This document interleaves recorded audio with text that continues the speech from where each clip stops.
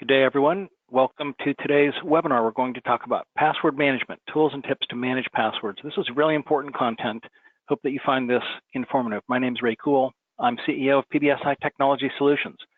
So I want to say thank you to our friends and partners at the Cincinnati Academy of Medicine, long-term clients of PBSI and partners in helping to provide services of all kinds to member organizations in the local healthcare community. So today, our goal is to inform and educate, to improve knowledge about electronic security, and to provide practical information about what to change and how to do so. Today's content is among really the very most important of any of these series. We're going to talk about password management. It's a very, very difficult problem for all of us. And if any of us don't admit that it's a difficult problem, I probably don't believe you. Anyway, so there are some really practical ideas other than and including using a password manager to help manage passwords securely. So this is one of a series of security and IT training sessions that we're providing for Academy members, and among the most important. So upcoming still, we'll talk about reducing HIPAA audit risk, preparing for Windows 7 end of life, and how do I know if my IT security is working. Thank you for your attendance. Hope this is valuable for everyone. Many of you, thank you very much, have been long-term PBSI clients. Some of you for dozens of years or decades. Long-term support is much appreciated. And some of you, this is your first exposure to PBSI. We provide technology services for hundreds of healthcare providers in Ohio, Kentucky, and Indiana, and provide discounted technology services for members of the Academy of Medicine. Most useful thing that I can say about PBSI, certainly important to me, is that the great majority of our staff have 10 or more years of experience with PBSI, and I know that knowledge helps clients. Great blessing to be CEO of an organization where you know staff know how to help clients and they care about helping clients. Our main focus is providing IT and IT security services. So today's webcast, as well as all of these we're doing for the Academy, the goal is not to sell products and services, to provide knowledge. So I'm going to quickly overview the password problem, why it's so important, talk about some password guidelines that some will be common sense, some will be well understood, hopefully, and I believe you'll find some new information in the guidelines. We'll look at and quickly demonstrate 3 practical options for managing passwords, including use of a password manager. And we'll do a short demonstration of LastPass, which is simply one password manager. It's the one I use, we use at PBSI, but by no means the only choice. So fresh news. This received by email just today. Yet another Ohio provider pays a large ransom. So truly paying this money to the ransom bad guys, not a recommended procedure, but in this case it was done, and still the hack was so severe it took them down for 3 days, access to all their systems were unavailable, and they reported a significant loss of revenue.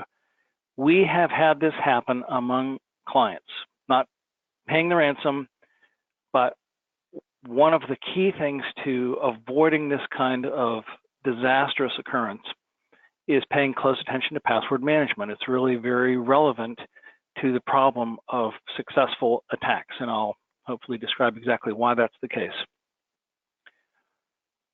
So everybody who's listening knows very well already the internet is a dangerous place, and increasingly PCs are being hacked and infected with malware that steals passwords, and we are not notified. It's speculated that there are millions of PCs affected with keylogging malware and simply unaware of that.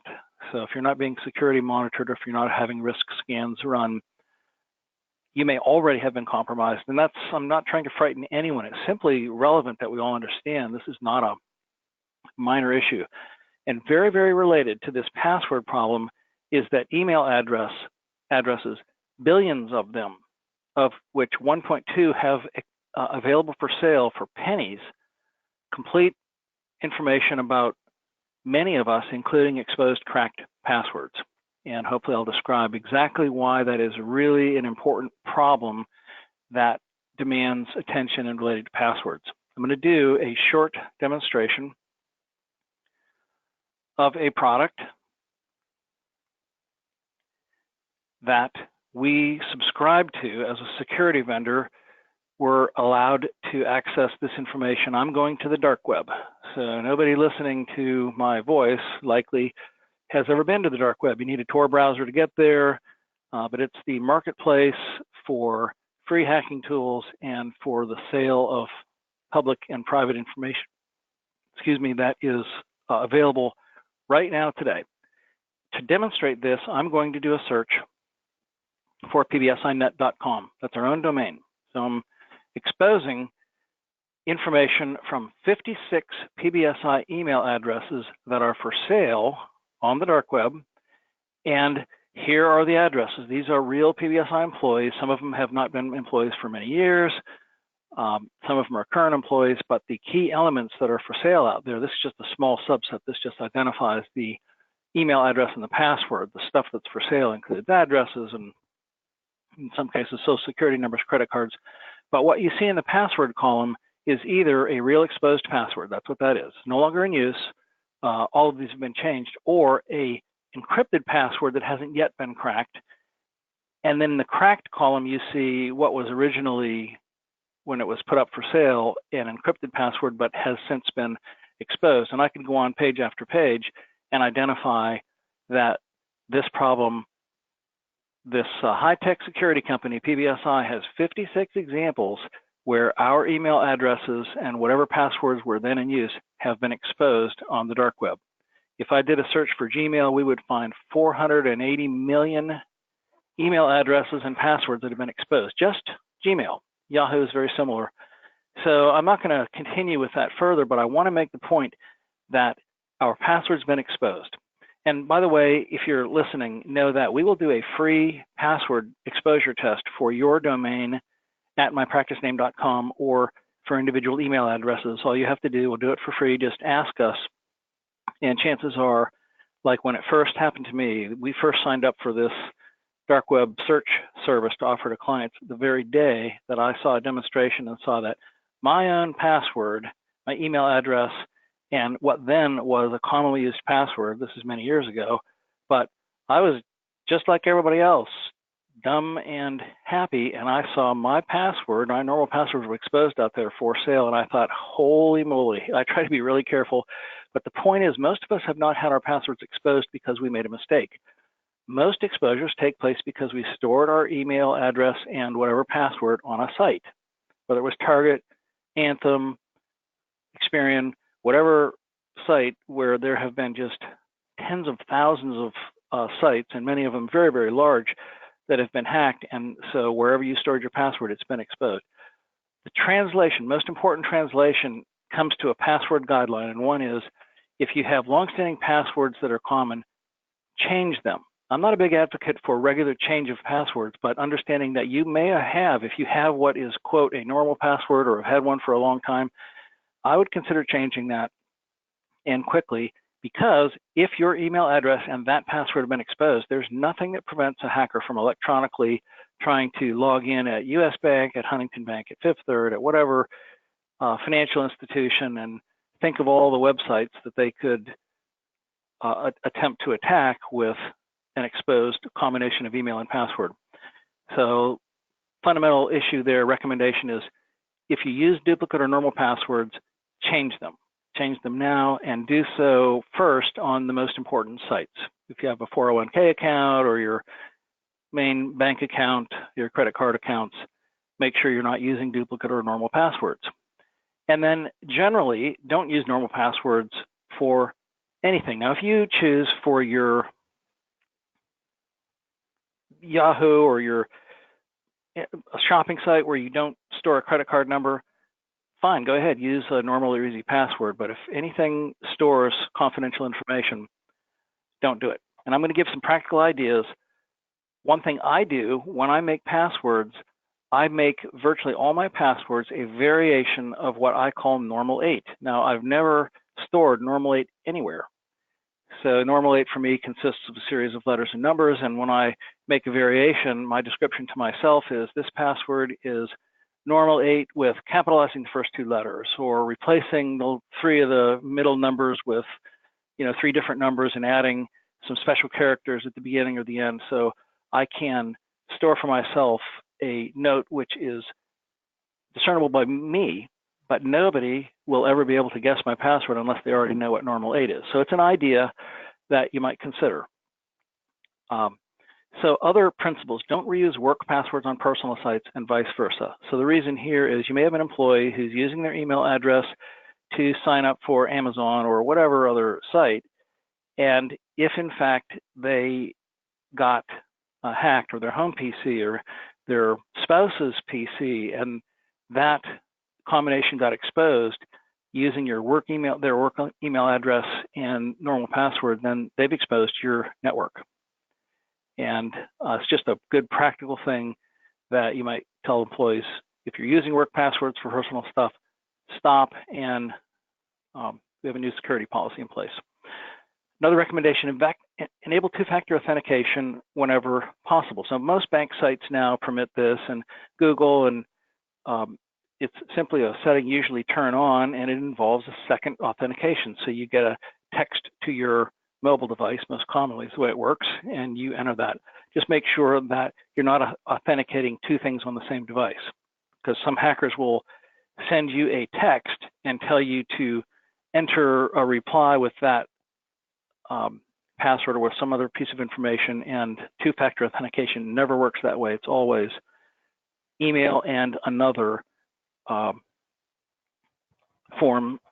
Again, email and text are the most common. So if you want to know if your passwords have been compromised, I've already offered, you can ask us for free and we can give you the list. Just be prepared to be frightened. Best advice: use a secure password manager. Why manual password management is inevitably impossible and unsafe for virtually all of us.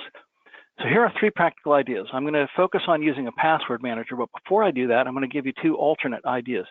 Store passwords in an encrypted document, locally or in the cloud. If you're going to do this, use a long password, 10 characters or more, 12 characters or more.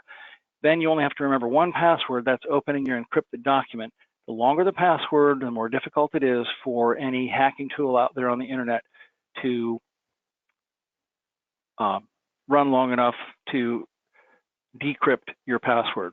The difference between an 8-character password and a 10-character password for most hacking tools is hours or days different. So they just won't bother if they can't crack a password quickly. So I'm going to demonstrate how that works. I don't do this, but I'm going to demonstrate this. On my PC, I use Windows Explorer all the time to find documents, and I've stored a document on my personal site that is named Ray Fake Passwords for Demonstration Encrypted. So sure enough, these are not my real passwords. This is for demonstration.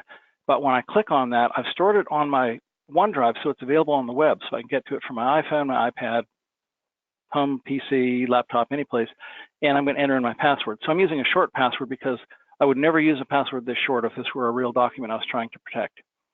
But here's the idea. When I enter in the password and the document opens, I keep it in alphabetic order, and I identify what email address is associated with it, and then here's my code to myself, that it's normal 8 plus some other information, or minus some information, or so everything here, I can discern myself what this real password is if I simply know what normal 8 is, and no one else in the world, my wife does, my kids do, which is a choice some of us might or might not make. So storing this in an encrypted document that's available on the web, or if you wish and install it on a local PC, the web simply makes it available from home or work or vacation. So that's one idea. Just if you do that, please make sure you encrypt that at a high level. That is not as secure a method as using a password manager. Similar idea. I use OneNote all the time as my to-do list manager. And we use OneNote to share information among our sales team and among our technical team.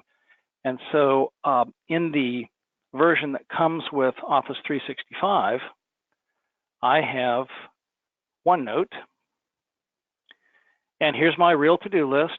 but I have a tab here I keep for demonstration called Encrypted Tab. If I wished, I could put my entire password list here, and when I want to unlock it, ask me for a password, and here's the same thing. So here's the picture from my iPhone, and here's the picture of the document I'm actually keeping in OneNote. So here is where I'm storing the data, and here's just the picture that I can see the same thing on my iPhone or other device. And benefit of this, again, OneNote is available from all devices every place, automatically synchronized from whatever PC or iPad or Mac or Android device that you're logged into. Same idea. You can store your passwords in an encrypted file. So those are the two homegrown methods that aren't really recommended, but if you choose, they're better than handwritten books. I was at a meeting recently, I'll never reveal who, but one of the attendees asked for prayer because they'd lost their checkbook and the physical book in which they stored their passwords. Somebody else made the comment, the checks are replaceable. Yeah, there's no simple way to remember and store passwords. So doing so, we just must do it securely. So now I'm going to talk about a password manager. I used to use Dashlane. Dashlane's a great product. It's just a little more expensive. I use LastPass because for most people, it's the leading product. It's free unless you have a need for one important feature, which frankly most of us do. But the functionality of free LastPass is every bit as complete and every bit as secure as the one that costs $2 a month, or the one that costs $6 a month for 6 accounts. So that's just a way to get 6 accounts for $1 a month. I've done this so that my kids each have one, and so forth. So, and they are literally different accounts. They are not linked together. You can share things, but this is just a way to discount the professional product. So what is the key feature in the professional product?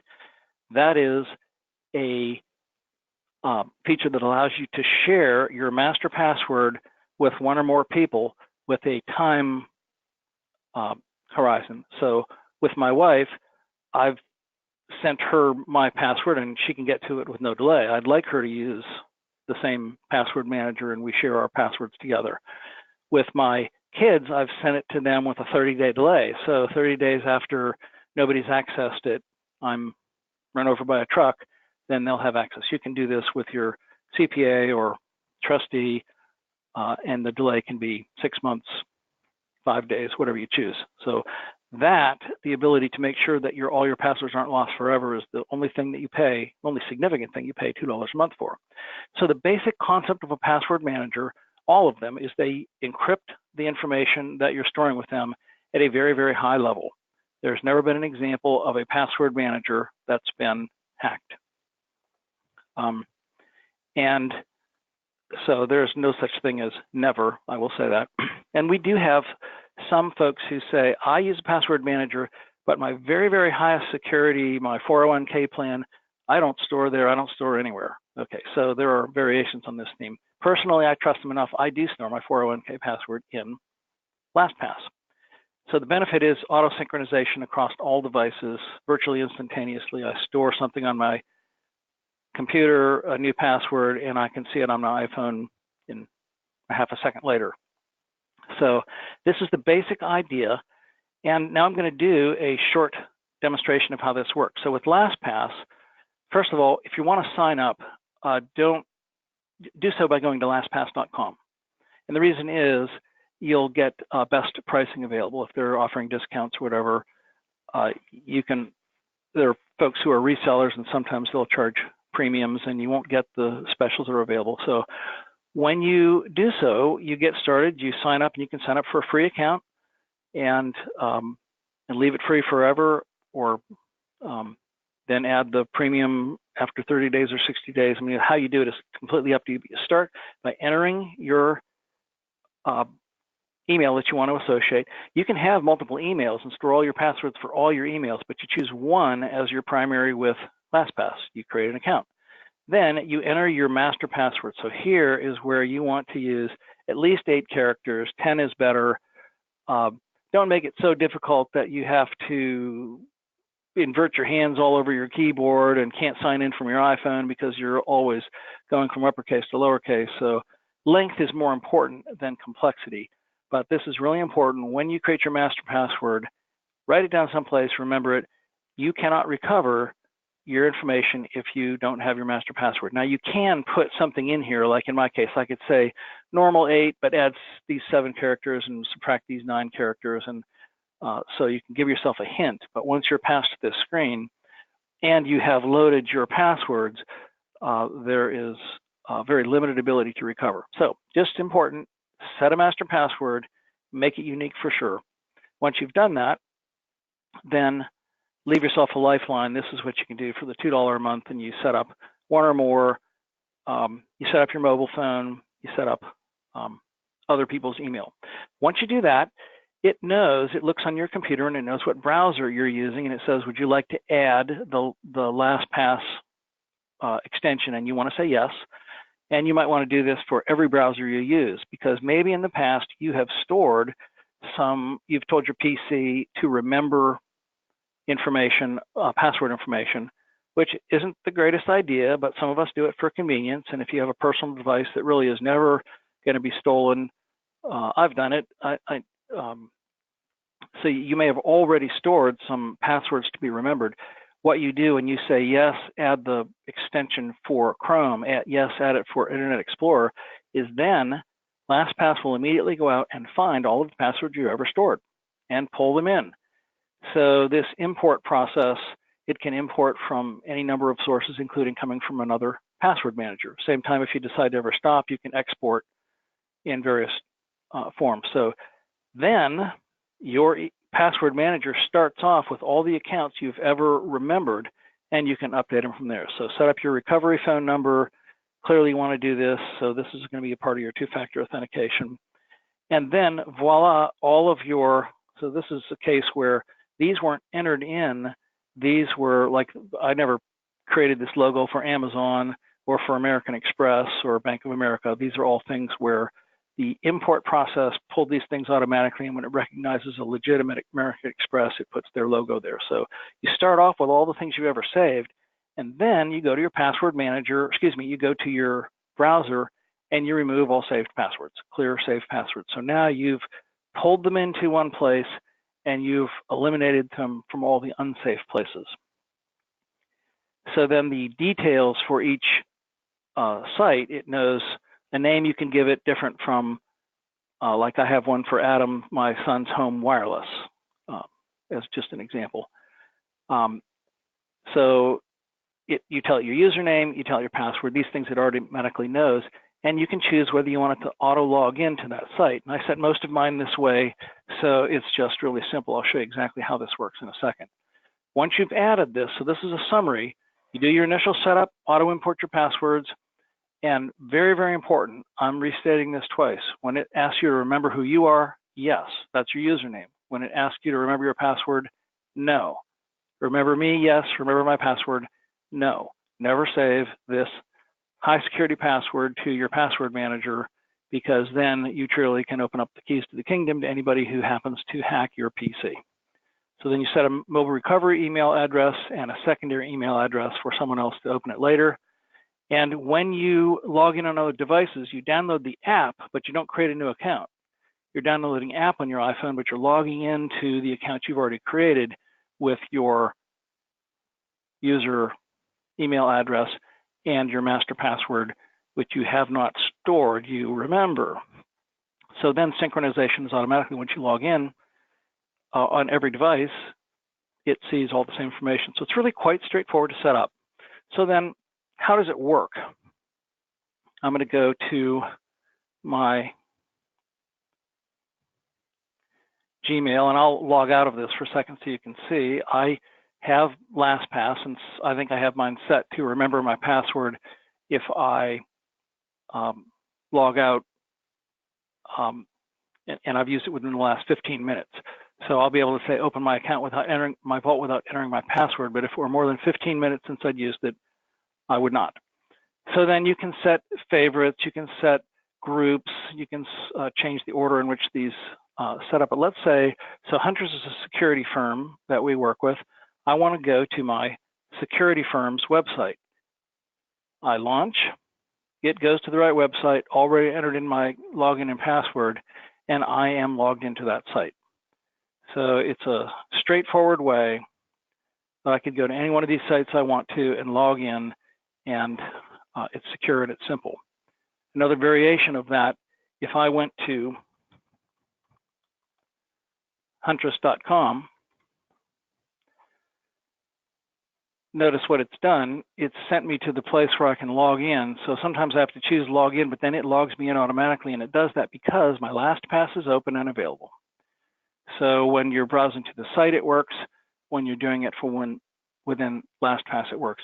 And then if you go to a new site and you browse to a new site and you set up a login and password, you'll get a little pop-up window that says, do you want to add this to LastPass?